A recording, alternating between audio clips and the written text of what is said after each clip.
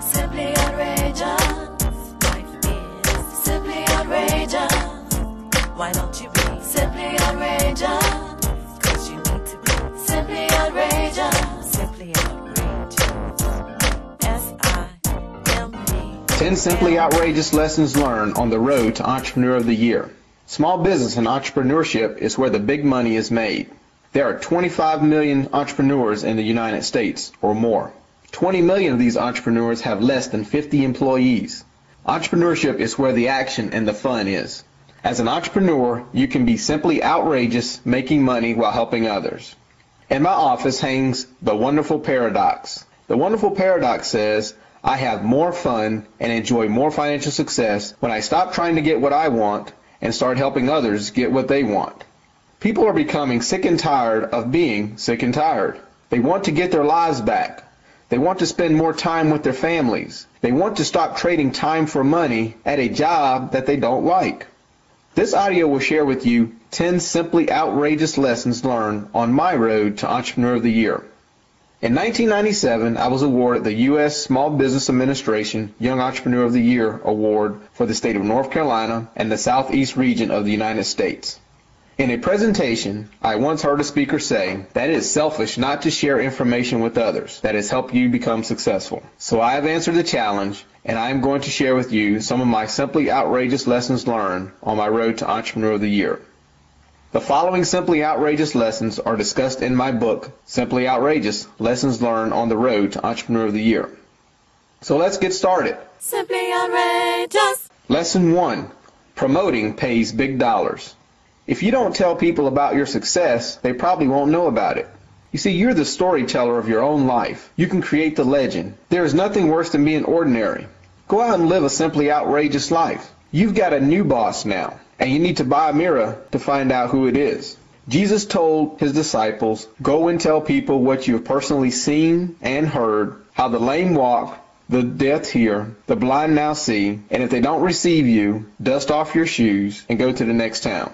This is what we must do with our businesses. We must become walking billboards for our businesses. We need to be promoting at all times. You see, business assets are no longer just the things you touch. Now perception is an asset, and people need to perceive you and your business as being successful. Simply outrageous. Lesson number 2. Money isn't everything for those who have it. If you want to be successful tomorrow, you need to think about the bottom line today.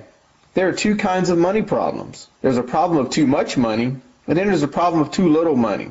So yes, you are in business to make money. It took me a while to admit this. People would say, well, Linsey, you love making $1 and you're always thinking about making money. And I used to shy off from this, but then I learned to say, you're right. Don't you expect to be paid when you go to work? Or would you like to go to work for free? New business owners need to treat their business like a job first. Employees do things they don't want to do. They do things when they don't want to do them. For example, they go to work when they're sick. They do things they don't enjoy. They spend time away from their family when they would love to be with the family. I used to tell people to treat a business like a business, but most people don't understand how to run a business. So I started telling prospective business owners and new business owners to treat your business like a job, because you do things for your job that you may not like to do in order to make it work. So that's the way you need to run your business, is to treat it like a job until you learn how to run a business. Money isn't everything, but it ranks right up there with oxygen when you don't have any. And most businesses close simply because they ran out of money. Cash flow is king when you're in business. Simply outrageous. Lesson number 3. School is not necessarily education. There's a quote that we picked up a few years ago, and the quote goes as such. Education is a private matter between the person and the world of knowledge and has little to do with school or college. People need to get used to being uncomfortable. You don't just have to go to a formalized school and get a degree in order to be successful, and especially to be successful in business. You can attend seminars and accelerate the learning process. Buy an audio series on the subject you want to learn. Read 5 comprehensive books. Attend 3 seminars. And read the trade journals and articles on a subject or industry, and you will become an expert in a year. Just because you have attended school and your wall is plastered with diplomas, degrees, and titles doesn't mean you know how to make money in business or even get a job. Many graduates from some of the most prestigious schools in the country have questions about starting a small business or investing in real estate. So formal education does not always translate into the ability to go out and earn money in the real world. That still takes some courage and desire. That cannot be taught in a formal classroom. A no from a potential client or prospect is the fastest way to humble a business school graduate.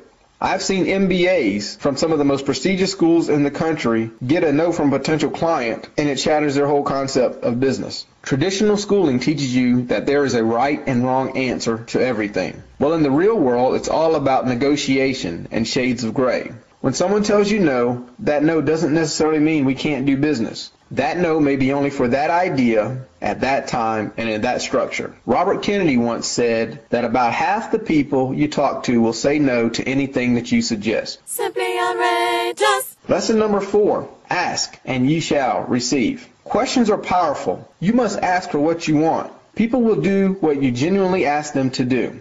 The Bible says, ask and ye shall receive. Seek and ye shall find. Knock and the door shall be open. Many people are not getting what they want in life simply because they never ask. Simply outrageous. Lesson number 5, for things to change, you have to change. John Maxwell, the famous author, once said, I know that if I keep improving my thinking, it will impact my beliefs, which can change my expectations, which affect my attitude, which change my behavior, which improves my performance, and that will change my life.